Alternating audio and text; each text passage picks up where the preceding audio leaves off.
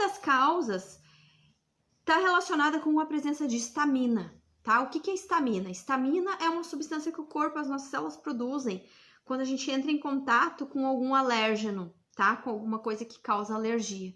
Então, os principais alergênicos que a gente tem aí na alimentação: queijos, vinhos, chocolate, tá? Os crustáceos. Então, para quem sofre dos calorões, tenta evitar esses alimentos alergênicos para ver se já dá uma boa melhorada, tá?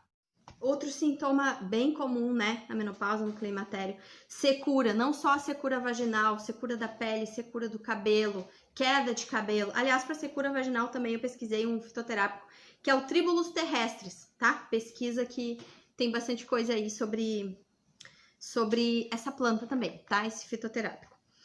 E aí, para pele e o cabelo, a gente até pode utilizar cosméticos, né? Um hidratante de uso tópico, isso vai resolver na hora.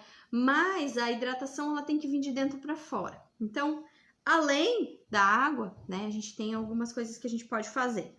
Por que dá essa secura toda?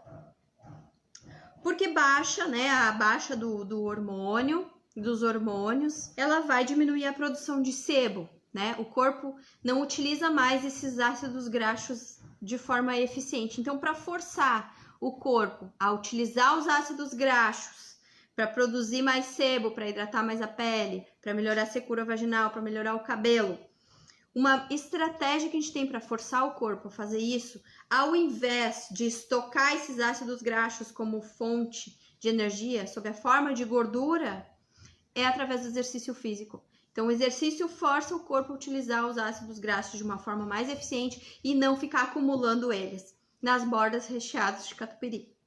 Tá bom? Na terceira idade, pós-menopausa, que aparecem aí sintomas, né, de osteopenia, de osteoporose, dos ossos frágeis. Então, a gente precisa saber que não adianta ficar tomando um monte de comprimido de cálcio puro, tá? Na menopausa para prevenir a osteoporose, porque isso já deveria ter sido feito antes. Esse reforço dos ossos não é lá na terceira idade que se faz, isso já vem ao longo da vida, tá? E outra, que o cálcio puro, ele não vai entrar para dentro do osso, ele vai para o lugar errado, ele vai calcificar artérias, ele vai calcificar os rins, ele vai calcificar as articulações, vai aparecer artrite, artrose. Então, cuidado, tá? E outra, suplementação de cálcio puro está relacionado com eventos cardiovasculares, que também aumenta o risco, né, na pós-menopausa. Então, muito cuidado, tá? O osso não é só cálcio, tem silício, tem vitamina A, tem a vitamina K2, tem o magnésio, tem a vitamina D. Então, é mais fácil, é mais viável você fazer uma atividade física, tá? Para fortalecer aí a musculatura, para fortalecer a massa óssea. Tomar sol todos os dias, 10 a 15 minutos, tá? De exposição solar para produzir a vitamina D.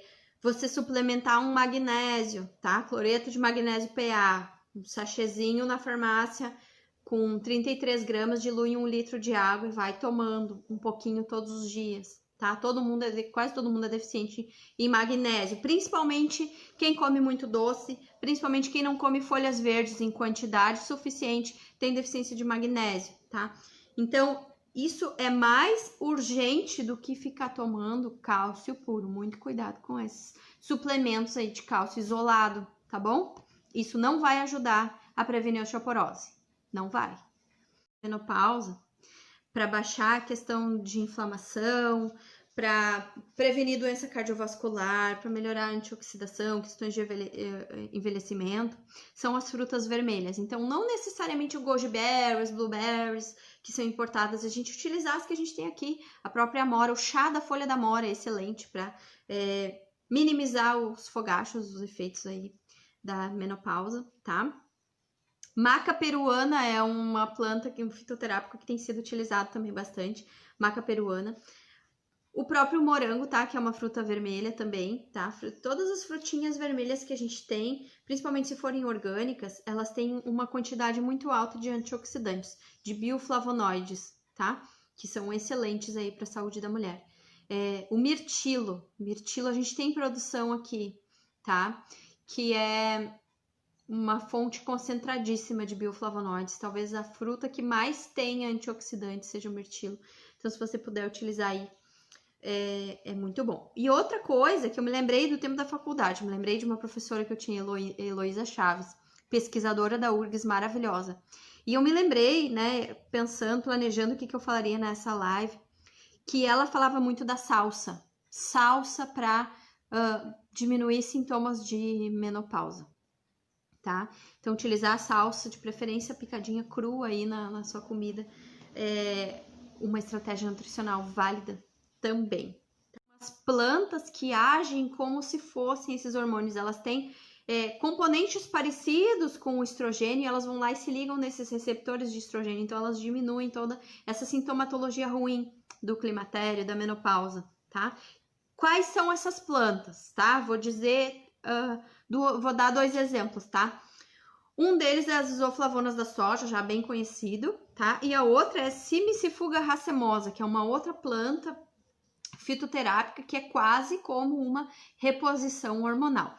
Sempre que se fala em reposição hormonal, seja com o hormônio da égua prenhe, seja com, né, que é a forma farmacêutica, seja com hormônios bioidênticos, seja com plantas, tá?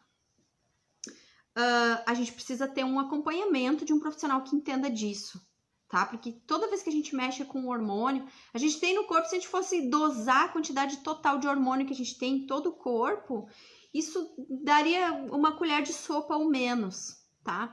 É uma quantidade muito pequena, então mexer nesse equilíbrio é uma coisa delicada, tá? É melhor não tomar nada do que tomar uma dose errada. É mais perigoso, tá? Uma dose errada do que dose nenhuma de reposição hormonal. A proteína do leite, ela é extremamente anabólica. Ela é cheia de fatores de crescimento, tá? Ela estimula a ação da insulina, ela tem uma ação hormonal no nosso corpo, porque o leite é um líquido hormonal, né? Então, isso aumenta o risco de câncer na menopausa. A gente sabe que depois da menopausa, aumenta o risco cardiovascular, aumenta o risco de doença crônica, tá? Aumenta aí um monte de riscos à saúde, tá? Então, assim, a proteína do leite, ela aumenta risco de câncer ainda mais, tá? No pós-menopausa. Então, seria interessante substituir a proteína animal por proteínas vegetais, tá? Em função de melhorar a proteção cardiovascular, prevenção do risco de câncer, um aporte maior de fitoquímicos. Então, é uma proteína. A proteína vegetal, ela vai vir com fibras, ela vai vir com antioxidantes, ela vai vir com compostos bioativos, ela vai vir com minerais importantes, tá? Com mais silício, certo? E, além disso, a fibra vai favorecer uma flora intestinal, uma microbiota mais saudável, tá? A microbiota saudável, ela gosta de carboidrato e fibra. A microbiota não saudável gosta de proteína e gordura, tá? Então, só pra gente falar aqui, fazer esse fechamento, achei bem legal essa dica, tá? De reduzir ou evitar proteínas lácteas, tá? Proteína do leite de vaca. Substituir por proteínas vegetais por causa desses benefícios: proteção cardiovascular, melhora dos parâmetros bioquímicos, melhora dos fitoquímicos e da microbiota intestinal. Tá bom?